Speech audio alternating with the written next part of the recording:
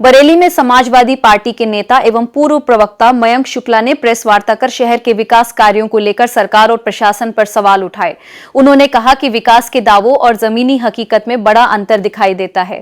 Press वार्ता में मयंक शुक्ला ने आरोप लगाया कि स्मार्ट सिटी के नाम पर करोड़ों रुपए खर्च किए गए, लेकिन आम नागरिक आज भी टूटी सड़कों, जाम, बदहाल स्वास्थ्य सेवाओं और अधूरी परियोजनाओं से परेशान है। उन्होंने कहा कि मुख्यमंत्री द्वारा उद्घाटन की गई कई परियोजनाएं अब तक जनता के उपयोग में नहीं आ सकी हैं। Sky walk, Sanjay community hall परिसर का अमृत सरोवर और रेलवे स्टेशन के पास नगर निगम का कॉम्प्लेक्स आज भी अधूरे पड़े हैं। उन्होंने काष्ठ कला केंद्र की निर्माण प्रक्रिया और सीएम ग्रिड योजना के तहत दीनदयालपुरम क्षेत्र में हुए कार्यों की निष्पक्ष एवं उच्च स्तरीय जांच की मांग की। मयंक शुक्ला का कहना है कि जनता जानना चाहती है कि करोड़ों रुपए खर्च होने के बावजूद विकास कार्य अधूरे क्यों हैं। कल बरेली में माननीय मुख्यमंत्री जी आदित्यनाथ जी आ रहे हैं और उद्घाटन करने की भी बात है और समीक्षा करने की बात उनकी विषय आई है। उनके जो कार्यक्रम आया है मीडिया के माध्यम से जानकारी हुई। बरेली में पिछले 3-4 सालों से वो तमाम चीजों का उद्घाटन और शिलान्यास कर चुके हैं, जिसमें मुख्य रूप से आप देखेंगे स्काई वॉक है, हमारा नगर निगम के एक बहुत बड़ा कॉम्प्लेक्स है स्टेशन के पास, संजय कम्युनिटी हॉल के बगल में एक तालाब है, इसके अलावा काष्ठ कला केंद्र एक स्थान हुआ करता था, उससे बड़ा इंफ्रास्ट्रक्चर बना, वो टूट के दोबारा बनाया जा रहा है। ये सब चीजें जनता के नाम समर्पित नहीं हो पाई हैं। यदि ये सारे कार्य जनता के नाम समर्पित नहीं हो पा रहे हैं तो योगी आदित्यनाथ जी उद्घाटन करके बरेली को क्या नया देने वाले हैं।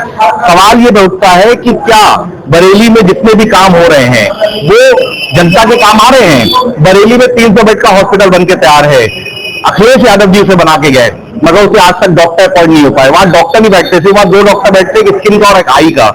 वहां पे 300 बेड का होता मल्टी स्पेशलिटी हॉस्पिटल बन सकता था जो जनता के काम आता, मगर वो भी शुरू नहीं हो पा रहा है। इसके अलावा तमाम स्मार्ट सिटी की योजनाएं हैं जो धरातल पे शून्य है। पीएम ग्रिड के नाम पे दीनदयालपुरम पूरा खोद के डाल दिया है, वहां सारी रोडें टूटी हुई है, सारा जो टाइल्स लगी वो टूटना शुरू हो गई, मगर उसका उद्घाटन तो कर दिया गया, मगर वो जनता के नाम समर्पित नहीं कर पाए। वहां पे बड़े बड़े गड्ढे हो गए जिसमें गाड़ियां फंसने के भी वीडियो आते रहते हैं।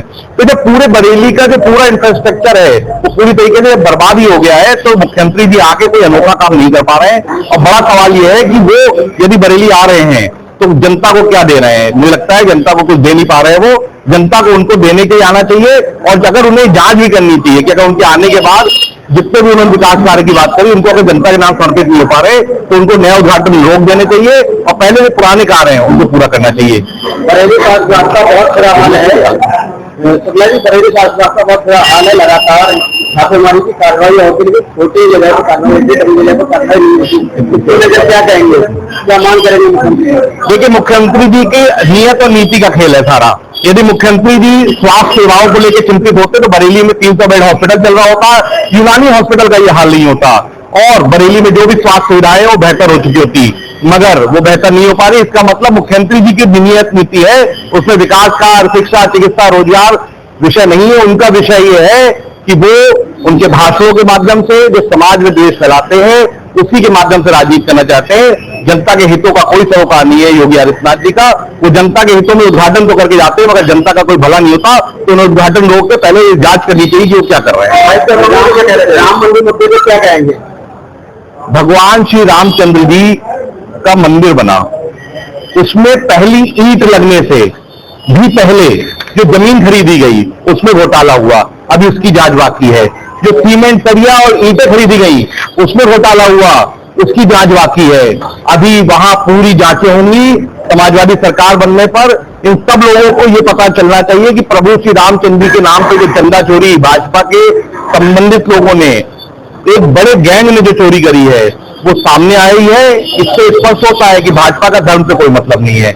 इनका भाजपा और आरएसएस के जो भी संबंधित लोग हैं उनका धर्म सिर्फ पूंजीवाद है, पैसा इकट्ठा करना, प्रभु राम के नाम पे पैसा इकट्ठा करना। एक बड़ा सवाल छोड़ जाता है कि किस नियत और नीति से लोग वहां बैठे हुए हैं।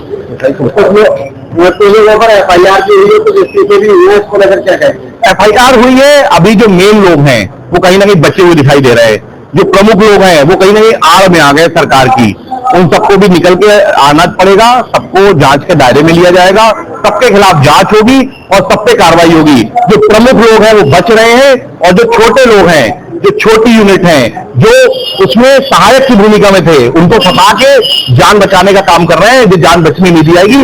जिन्होंने प्रभु श्री रामचंद्र जी का चंदा चोरी किया है, उन सब लोगों को सलाखों के पीछे जाना पड़ेगा। लगातार सोशल मीडिया पर उप मुख्यमंत्री दिनेश पाठक जी का एक बयान वायरल हो रहा है, जिसमें पत्रकारों ने उनसे सवाल पूछा चंदा चोरी को लेकर, तो उन्होंने बाबरी मस्जिद के लिए जो चंदा हुआ है, जो जगह के लिए बाबरी मस्जिद के लिए उसके लिए चंदा हुआ, उसका सवाल पूछने को कहा है। क्या कहेंगे? नहीं, वो अपना काम देखिए, मैंने कहा ना, भाजपा के लोग तो सिर्फ राजनीतिक द्वेष की बात करेंगे, सामाजिक द्वेष की बात करेंगे, वो और कुछ नहीं करेंगे। उनको पूछा क्या जा रहा है, वो बोल क्या रहे हैं। अगर कहीं कुछ गलत होगा उसको सवाल किया, मगर जो चोरी हुई है उसको आड़ देने का काम क्यों कर रहे हैं भाजपा की सरकार के डिप्टी सीएम सब लोग। मेरा मानना यह है कि जिसके मन में द्वेष है, जिसके मन में नफरत है, वो कभी समाज के हित की बात नहीं कर सकता, वो देश हित की बात नहीं कर सकता, वो सिर्फ अपने हित की बात कर सकता है।